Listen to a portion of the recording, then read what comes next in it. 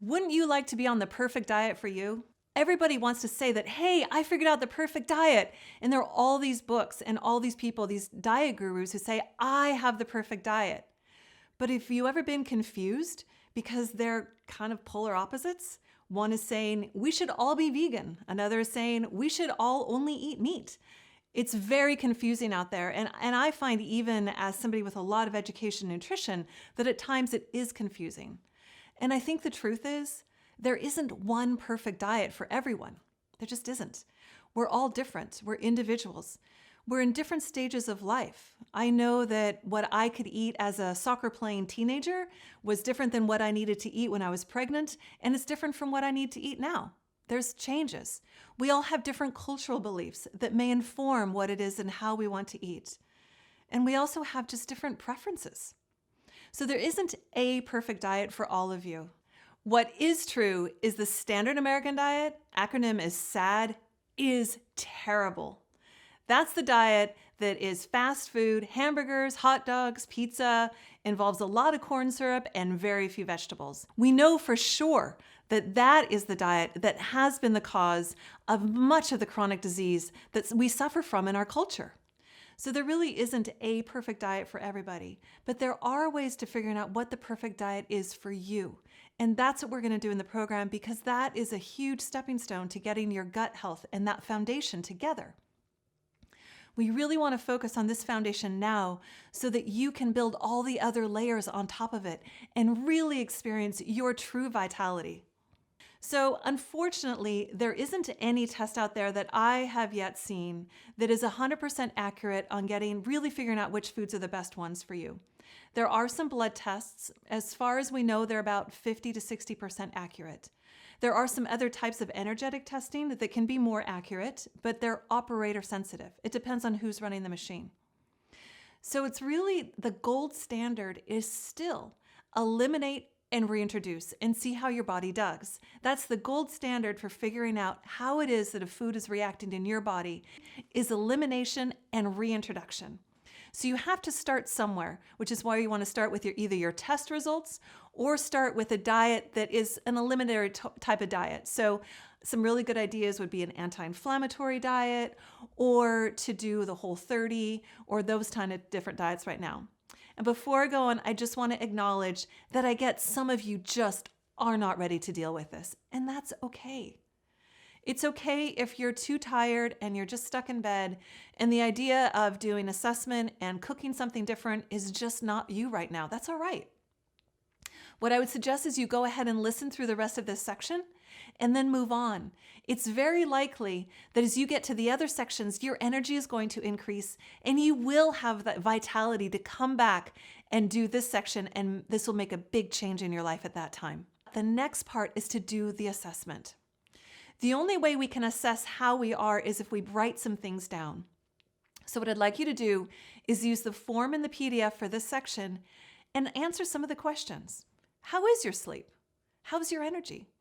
How's your mood? And how's your mood throughout the day? How do you feel after you eat? Are you bloated? Are you nauseated? Are you energized? Begin to answer all those questions, but make sure when you answer them, you put numbers to them. Like, my energy is a 2 out of 10. Or begin describing them, like, oh, I feel this way in the morning when I wake up, or I get headaches this often, and the headache comes from the back and it goes around the temples and it pounds in my eyes. Whatever the symptom is for you, write it down and explain it, because you're going to need to use that as your reference point that you're going to return to in a minute. So once you have written all that down, you really want to set yourself up for success. And this is another very key strategy to success with this, is whatever diet you choose to go on, really get all the support that you need for it. Choose a time when you can take 6 to 8 weeks out of your life. You don't have a wedding, it's not your birthday, you're not traveling somewhere. All of those things, 6 to 8 weeks where you can be really good about following this diet.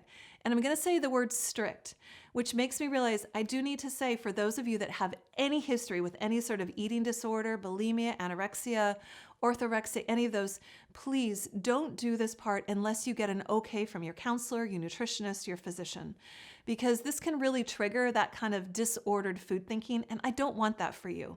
I want this program to be all about vitality and thriving. Another great step for success is to figure out what you're going to eat for emergencies. What are you going to do when you go out to eat? And what are you going to do if you are invited to a celebration? I have a bunch of tips in the handout for you, but some things to think about is maybe you want to eat before you go to the celebration. So you're just going to go there and you can eat the stuff that you like. Or maybe you want to take some of your own food. I know that what I used to do, if I was invited to a potluck, I would just make sure I took a dish I could eat that would get me through the meal. So if I really wanted to make sure I had protein, I would make sure that I took a main dish. When my kids were young, I would make sure that I took a dessert that worked for our family so my kids could feel like they were getting treats. So you can set yourself up for support with all of these things. If you don't, what happens is you start trying to be on that diet the next day, and a few days in, you're going to find yourself halfway through that pizza, and you're going to feel like a failure, and that's not going to feel very good. So I really want to set yourself up well. After you've done the diet for 6 to 8 weeks, you go into the fourth step, which is the assessment. And this is where you take this assessment guide that you've already created, the one that has, how's your sleep? How's your energy? How's your mood? How's your skin? Do you get headaches? You take that list and you reassess. You can actually even do it halfway through at 3 to 4 weeks. Take out your list, see if there are any changes. There may or may not be. And don't worry if there aren't. The real shift usually comes 4 to 6 weeks into a new diet. That's when all of the cells start regenerating with all of this new nutrition that they can get. And your body really begins to notice and start making some changes. So at 6 to 8 weeks, when you are done with your test period, you take out your assessment and you say, am I better or am I not? The reason we do this is we have terrible memories for suffering.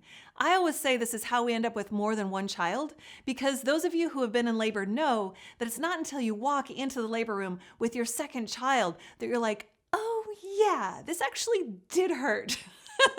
I can't do anything about that now. And if you are better, fantastic. If you like how you feel on this diet, then I say just stay on the diet. As long as it's feeding you well, keeping you at your body at its healthiest, stay on the diet. But if there's something that you're really missing and you want to bring that back in, there's a very special way that I'm going to instruct you right now on how to tell if the food is bothering you or not. So choose the foods that you would really like to have back. So say you gave up gluten, which is great. Congratulations. That's big. If you went gluten-free and then you want to challenge yourself and see what gluten feels like, you have two choices. You can either, in the one day, you can have a number of different gluten-containing products. Have some pasta, have some bread, have some different things, have some bulgur wheat, some different types of grain, all in one day. Or if you're kind of sure that you might be a little reactive, but you want to see if maybe you can eat Ezekiel bread, which is complete whole sprouted grains, and some people who are a little bit gluten intolerant can handle it, just do that. But you have a couple of helpings throughout the day. Remember, you can have a reaction immediately or up to 72 hours later after you eat something. So you eat it one day, you don't eat it for the next 3 days. You just go back to your basic clean diet. And then on day 4, you assess, did I have a reaction or not? If you didn't have a reaction or you're not sure, you eat it again on day 4. Now, what not sure looks like is, say that you got a headache on day 2. That headache may have been from the gluten, or it may have been because you were dehydrated or stressed out that day. We don't know. So when you eat the gluten again on day 4, if you get the same headache on day 2 again, pretty good sign that that is exactly what gluten does to you. And then you get to decide, how often do you want to have that experience? I know that when I did this food test years ago and I eliminated all kinds of food from my diet, when I was in the reintroductory period, I found something kind of curious. I found out that I was sensitive to watermelon. And I thought that was pretty weird. But sure enough, I get a little tiny scratchy throat, lasts about 5 minutes when I eat watermelon. So I decided that, that's not a smart thing for me to eat during cold and flu season. I don't eat it in January. But I have to tell you, in August, I buy whole big organic watermelons. I completely enjoy them and I love it. And I honestly could care less that I have a little tiny scratchy throat for a few minutes. Now, on the other hand, I found out gluten is wicked on me. And it doesn't show up for 3 days. So I get this delayed reaction of 3 days, which is very common. It's very common. We think, oh, it's the peach I just ate. No, no, no. It's what you ate 3 days prior that's affecting your gut. When I eat gluten, I get terrible gut pain and reaction. And that is literally the last time that I had that pizza and beer that I was talking about. It was about 25 years ago. It's just not worth it. I go to great lengths to avoid eating gluten because it affects me so much.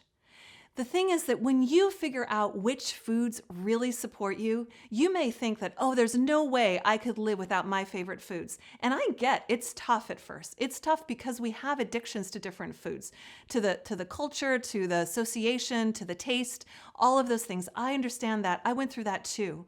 But the truth is, once you get over that hump and you begin to feel so much better in your body and you begin to see how it is that the foods affect you, it's like the taste is nothing. The taste of that thing that is just for seconds is nothing compared to knowing that you get to wake up the next morning feeling good. And you can trust your body and you can trust it to continue to get better and healthier. And in the next section, we're going to go even deeper with different nutrients that will make your gut feel even more vital.